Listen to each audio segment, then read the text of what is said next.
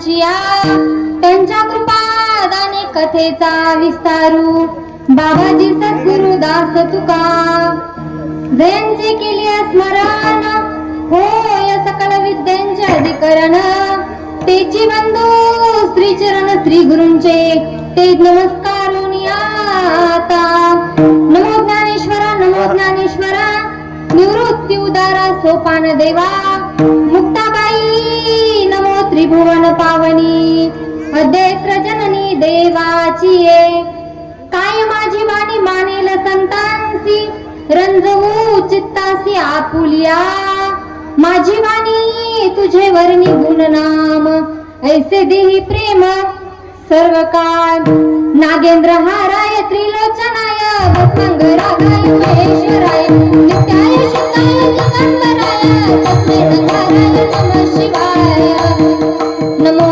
सद्गुरु तुकया ज्ञानदीपा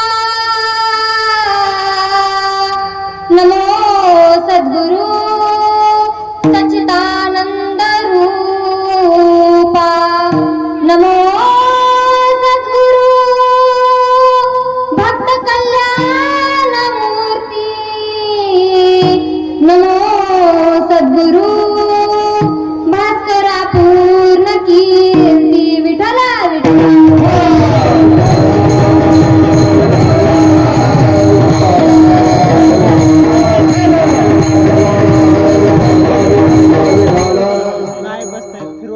प्रस्तुत प्राप्त प्रसंगी प्राप्त स्थळी कीर्तन रूपी सेवेकरिता निवडलेला अभंग महान भगवत भक्त वैराग्याचे मूर्तिमंत पुतळे वैराग्याचे ज्वलंत प्रतीक असणारे सदेह वैकुंठाला जाणारे पंचम वेद निर्माते जगद्गुरु तुकोबाराय यांचा 4 चरणाचा अभंग आज सेवेकरिता निवडलेला आहे विठ्ठल विठ्ठल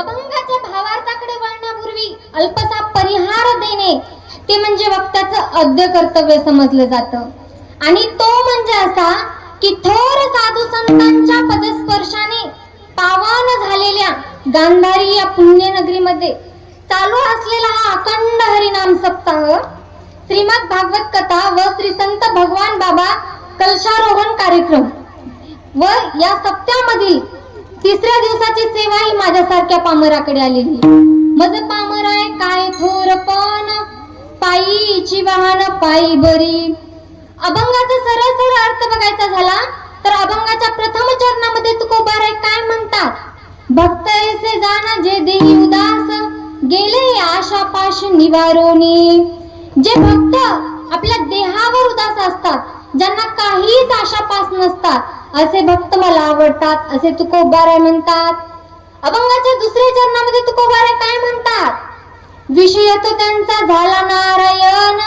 नावडे जनधन माता पिता ज्यांचा विषय फक्त आणि फक्त नारायण झालेला आहे ज्यांना जन धन माता पिता आवडत नाही असे तुकोबाराय म्हणतात मग तुम्ही म्हणाल महाराज एकीकडे तुकोबाराय म्हणतात आपुलिया हिता जो असे जागता धन्य माता पिता तयाची आणि एकीकडे तुकोबाराय म्हणतात नावडे जन धन माता पिता असं कसं असू शकतं तर तुकोबाराय म्हणतात की मला ज्या मुलांचे आई वडील परमार्थामध्ये त्यांना आडवे येतात ते आई वडील मला आवडत नाही असे तुकोबाराय म्हणतात नावडे जन धन माता पिता अभंगाच्या 3ऱ्या चरणामध्ये तुकोबाराय काय म्हणतात निर्वाणी गोविंद असे मागे पुढे काहीच साकडे पडवणे दी तो गोविंद आमच्या मागे पुढे राहून आमचे संरक्षण करतो असे तुकोबाराय म्हणतात आणि अभंगाच्या शेवटच्या चरणामध्ये तुकोबाराय काय म्हणतात तुका म्हणे सत्य कर्म व्हावे साह्य घातलिया भय नरका जाणे तुम्ही जर तुमच्या सत्य कर्मात साह्य केले नाही तर तुम्हाला नरकात जावे लागते असे तुकोबाराय म्हणतात हा झाला अभंगाचा सरळ अर्थ किंवा थोडक्यात अर्थ आणि तुमच्या भाषेत सांगायचं झालं तर आजची ठळक बातमी विठ्ठल विठ्ठल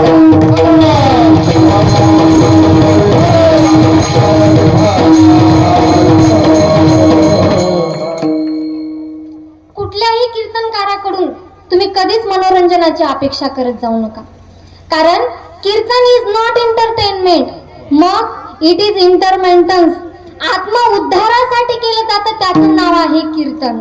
बसलेल्या लोकांना बरं वाटावं म्हणून कीर्तन नाही, तर बसलेल्या लोकांचं बरं व्हावं म्हणून कीर्तनातला प्रत्येक शब्द आहे विठ्ठला विठ्ठल.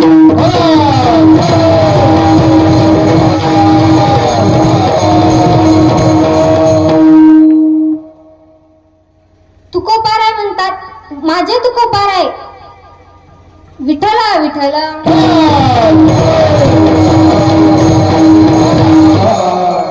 वारकरी संप्रदायाचा कळस माझे जगद्गुरु तुकोबाराया. तुका झालासे कळस भजन करा सावकाश, बहिणी मने फडके विते ध्वजा, निरूपण केला ओजा. वारकरी संप्रदायाचे कळस माझे जगद्गुरु तुकोबाराया आणि 5व्या वेदाचे जनक माझे जगद्गुरु तुकोबाराया. 5वा वेद ज्यांनी निर्माण केला तो म्हणजे गाथा. आणि गाथा हा शब्द सामान्य नाही बरं का. या जीवानं सहज तरून जावं आणि या जीवाचं नाव या जगात व्हावा, गाथ्याचा संग करावा. एक वेळेस कीर्तन करता नाही आलं तरीही चालेल, एक वेळेस प्रवचन नाही करता आलं तरीही चालेल, परंतु गाथा पाठ करा किंवा गाथ्याचं पारायण करा किंवा गाथ्याचा संग करा. हे जग तुम्हाला तुकोबाराय म्हणेल. हे महिमान माझ्या तुकोबारायांच्या वाणीचं आहे. आणि माझ्या तुकोबारायांची वाणी म्हणजे ही सामान्य नाही, साक्षात सरस्वतीची सुद्धा इच्छा व्हावी की तुकोबारायांच्या वाणीचा संग करावा. आणि तिने संगती केली तुकोबारायांच्या वाणीची, ती शब्दरूपी साकारली, ते अभंग समोर आले आणि ते अभंग कधीच भंग न पावणारे, जे त्यांचा संग करतील ते सुद्धा अभंग होते. एवढे महान माझे जगद्गुरु तुकोबाराय. आणि जगद्गुरु तुकोबाराय हे सामान्य संत नाहीत, खूप महान संत आहेत. सांगताना सांगतात माझ्या जगद्गुरु तुकोबारायांची उंची किती आहे, सांगताना सांगतात माझे जगद्गुरु तुकोबाराय कशा आहेत. तुका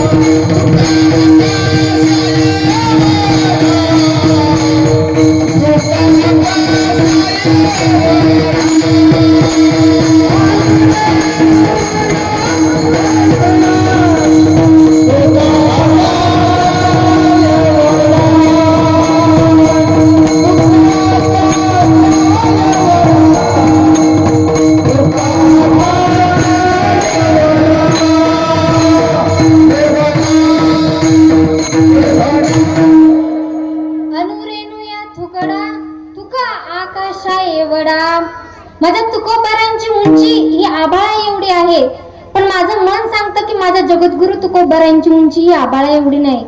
कदाचित तुम्हाला माझ्या या बोलण्याचा त्रास होईल, पण याच्या समोरचा शब्द ऐका म्हणजे तुम्हाला समाधान वाटेल. माझ्या जगद्गुरु तुकोबारांची उंची ही आभाळा एवढी नाही, तर माझ्या जगद्गुरु तुकोबारांच्या उंची समोर हे आभाळ सुद्धा ठेंगणं पडेल एवढी माझ्या जगद्गुरु तुकोबारांची उंची. पण बोलताना कसे बोलतात, लहानपण देगा देवा, लहानपण देगा देवा, लहानपण देगा देवा, मुंगी साखरे चारवा. देवाशी बोलताना म्हणतात की देवा मला लहानपण दे. जी माणसं मोठी असतात ना त्यांना लहान होणं फार कठीण असतं, लहानाचं मोठं होणं सोपं असतं, पण मोठ्याचं लहान होणं फार कठीण असतं. आणि हे ज्यांना जमलं ते माझे जगद्गुरु तुकोबाराया. भक्तीच्या क्षेत्रामध्ये एवढं समर्पण, देव पहावयासी गेलो, देव होऊन ठेलो, देव माझा मी देवाचा, देव माझा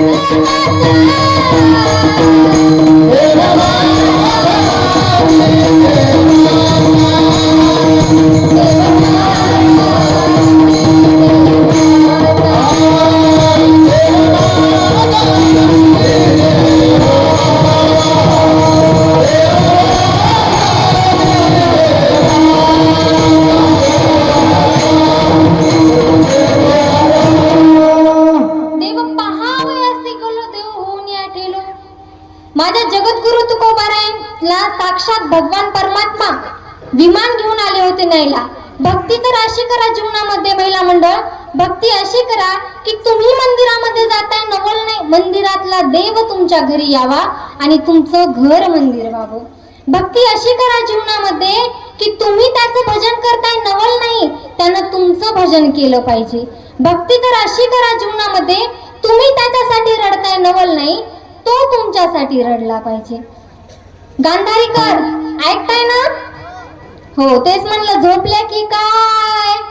भक्ती तर अशी करा जीवनामध्ये की तुम्ही त्याच्याकडे काहीतरी मागताय नवल नाही, त्यानं तुमच्याकडे काहीतरी मागितलं पाहिजे. मग तुम्ही म्हणाल ताई असं कुठं असतं का हो? तो आमचं भजन करेल का? का नाही करणार? त्यानं राधेचं भजन नाही का केलं? वृंदावनामध्ये अशा एक महिला संत होऊन गेल्या की ज्या देवाचं भजन करतायत नवल नाही, देव त्यांचं भजन करतात. 16,108 पत्न्या असताना सुद्धा तो योगीराज कसा आहे हे तिच्या समर्पणाने जगाला कळालं. देवाची पटराणी झाली ती. बिना परिणय के ओ प्रेम की पूजा, कान्हा की पटराणी हो गई. लग्न न करता ती देवाची पटराणी झाली. 2 अक्षरी तिचं नाव आहे, बरसाना तिचं गाव आहे. तिच्या नावाला वेलांटी आणि उकार नाही. तिच्या नावाला 2 काने आहेत. पहिल्या अक्षराला कान्हा, दुसऱ्या अक्षराला कान्हा. त्या दोन्ही कान्यामध्ये कान्हा लपलेला आहे. सांगा बरं तिचं नाव काय आहे? राधा. भक्त मंडळींनी सुद्धा अगोदर तिचं नाव घ्यावं आणि नंतर कृष्ण म्हणावं. श्याम राधे कोई न कहता, कहते राधे श्याम. जन्म जन्म के भाग जगा दे, एक राधा का नाम, एक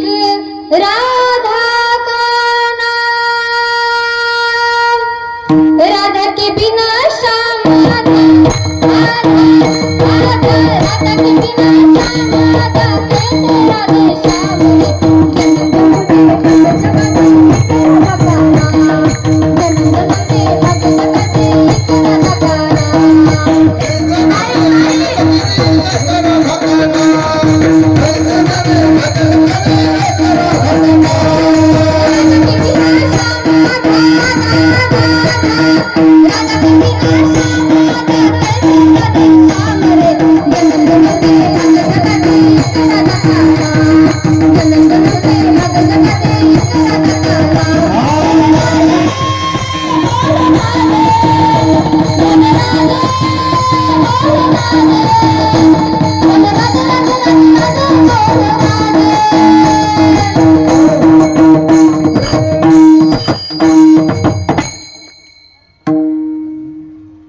राधा भगवंताचं भजन करते नवल नाही, भगवान तिचं भजन करतात.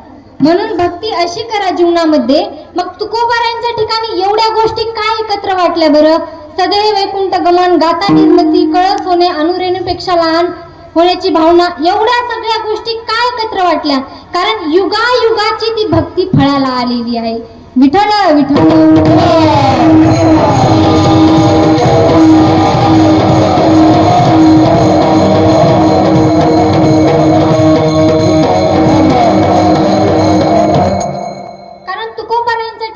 युगायुगाची ती भक्ती फळाली आलेली आहे. आपण देवाला घेण्यासाठी जाणं वेगळं, पण देवानं आपल्याला घेण्यासाठी येणं ही भक्ती नाही, ही भक्तीची पराकाष्ठा आहे महाराज. मग असेच विठ्ठल विठ्ठल.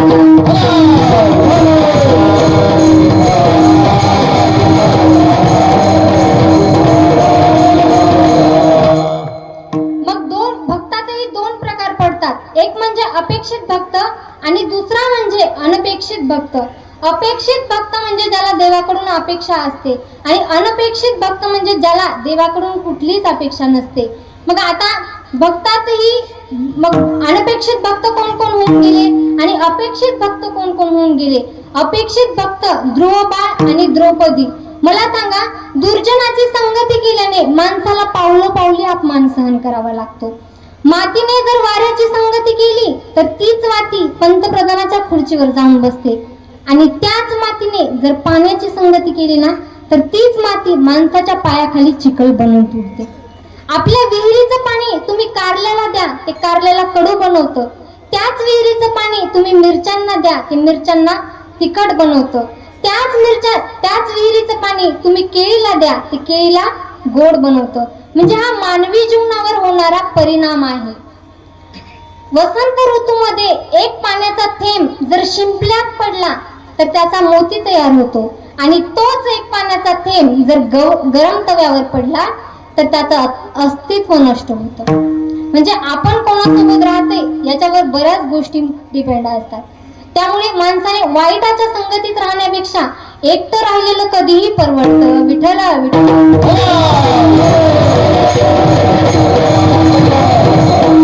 अपेक्षित भक्त कोण कोण होऊन गेले? ध्रुवबाळ, द्रौपदी.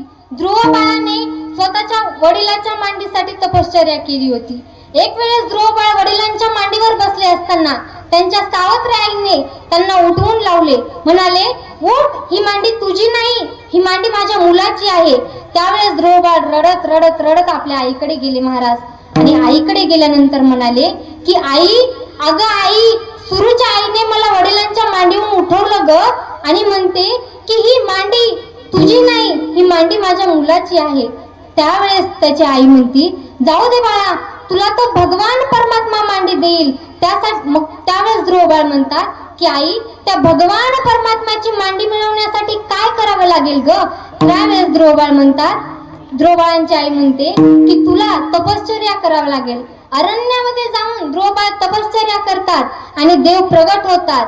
देव प्रगट झाल्यानंतर ध्रुवबाळाला विचारतात, ध्रुवा, तुला काय पाहिजे सांग. त्यावेळेस ध्रुवबाळाला काहीच बोलता येत नाही महाराज. आणि त्यावेळेस भगवान आपल्या हातातला कपोळ शंख त्याच्या गालाला लावतात आणि त्याला अढळपद देतात. अढळपदी ध्रुव बैसविला. मग पहिल्या ध्रुवबाळाच्या आईने त्याला काय सांगितलं होतं? बाळा, तपश्चर्या कर म्हणजे तुला देव भेटेल. आताच्या महिला मंडळ तुम्ही काय सांगता मुलांना? आताच्या मुलं मांडीसाठी तपश्चर्या करणं तर दूरच हो, आताच्या मुलांना शाळेत जायला सुद्धा जड अंतकरणाने जातात. एक मुलगा होता, 2 वेळा 10वी मध्ये नापास होतो बघा, आणि 3री वेळेस परत 10वीत बसतो. त्यावेळेस सर जातात वर्गामध्ये आणि बघतात तर काय म्हणतात, परशा, अजून तू इथेच आहेस का? त्यावेळेस शिक्षक म्हणतात की अरे परशा, तुझ्या वयाचे असताना ज्ञानेश्वर महाराजांनी ज्ञानेश्वरी सांगितली होती आणि तू अजून इथेच आहेस का? त्यावेळेस तो म्हणतो, अहो सर, माझ्या वयाचे असताना ज्ञानेश्वर महाराजांनी फक्त ज्ञानेश्वरी सांगितली होती, पण तुमच्या वयाचे असताना ज्ञानेश्वर महाराजांनी समाधी घेतली होती आणि अजून तुम्ही इथेच आहेत का? म्हणजे ही आपली आत्ताची मुलं आहेत महाराज. एकदा वर्ग शिक्षकांनी सांगितलं होतं की जा घरी जा आणि उद्या येता वेळेस निबंध लिहून आणा कुत्र्यावर.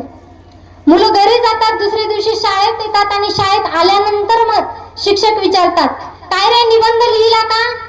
एक मुलगा उठतो आणि म्हणतो, सर, अहो मी वही आणि पेन घेऊन गेलो होतो, कुत्रा मस्त बसलेला होता, वही त्याच्या अंगावर ठेवली आणि निबंध लिहिणार की कुत्रा पळून गेला. म्हणजे ही आताच्या मुलांची परिस्थिती आहे महाराज.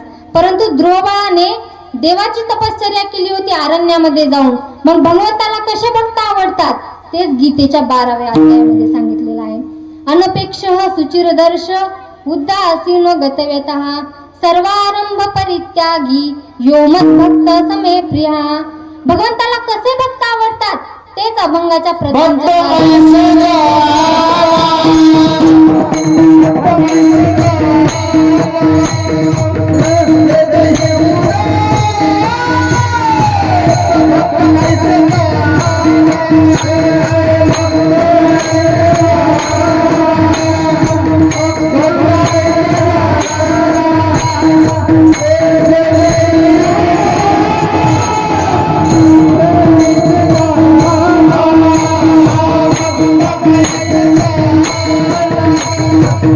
Oh,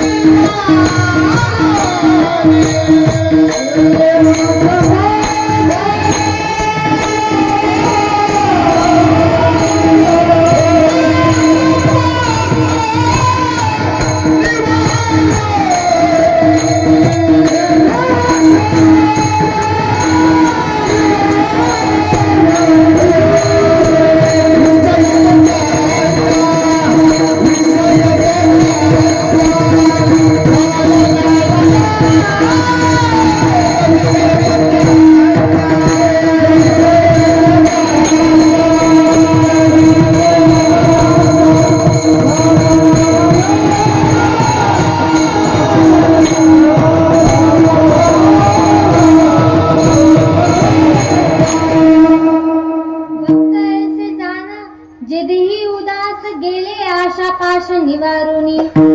जे भक्त आपल्या देहावर उदास असतात, ज्यांना काहीच आशापाश नसतात, असे भक्त आवडतात.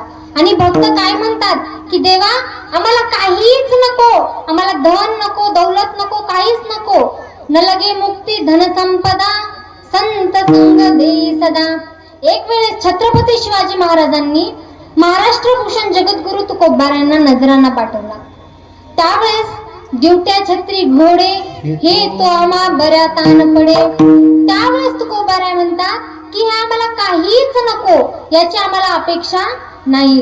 त्यावेळेस छत्रपती शिवाजी महाराज म्हणतात की तुम्ही सुखी व्हावं म्हणून देतोय. त्यावेळेस तुकाराम महाराज म्हणतात की तुम्हाला जर वाटत असेल आम्ही सुखी व्हावं तर एकच करा, कंठी मिळवा तुळशी, व्रत करा एकादशी. तुम्हाला जर वाटत असेल ना की आम्ही जर सुखी व्हावं तर कंठी मिळवा तुळशी आणि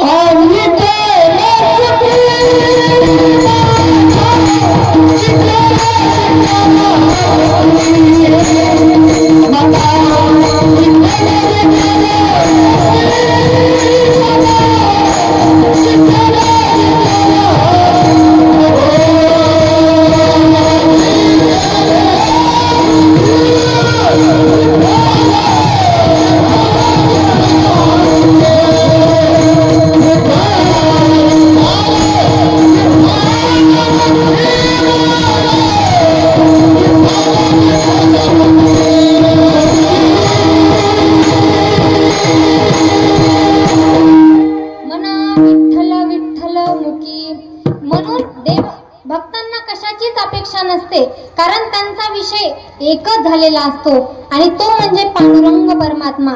तेच अभंगाच्या दुसऱ्या चरणात सांगतात.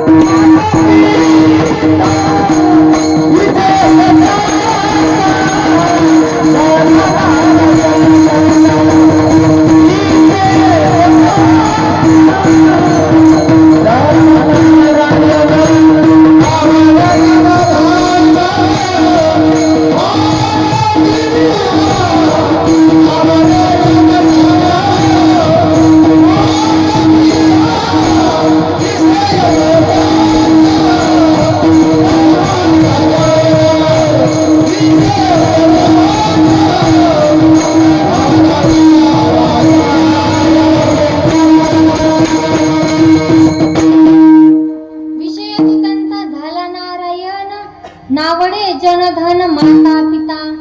मग कोणाकोणाचा विषय नारायण झालेला आहे?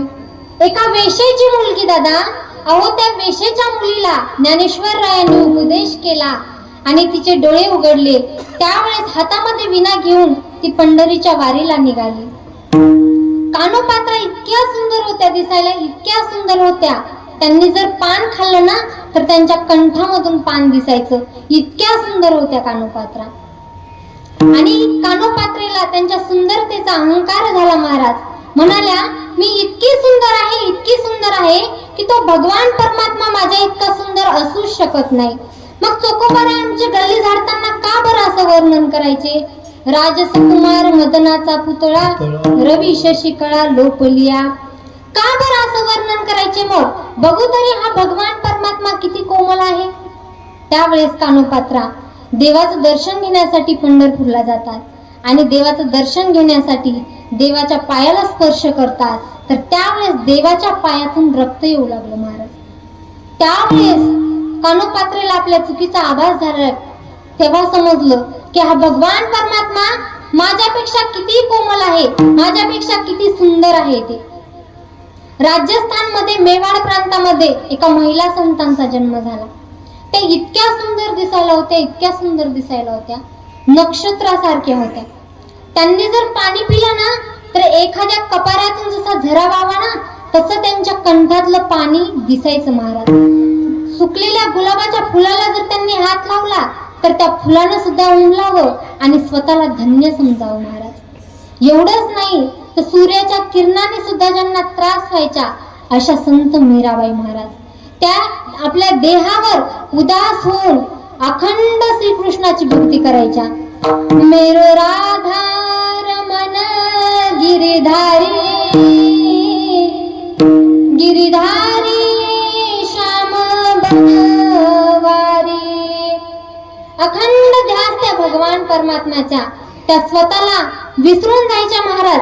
लहानपणापासून त्यांना भगवान श्रीकृष्णाची भक्ती जडली होती. ज्यांच्या कानाला भजनाव्यतिरिक्त काहीच ऐकू येत नव्हतं, पण आपल्याला भिंतीच्या पलीकडचं सुद्धा ऐकू येतं. येते का नाही? हो की नाही महिला मंडळ? लाडक्या बहिणी झोपल्या का काय?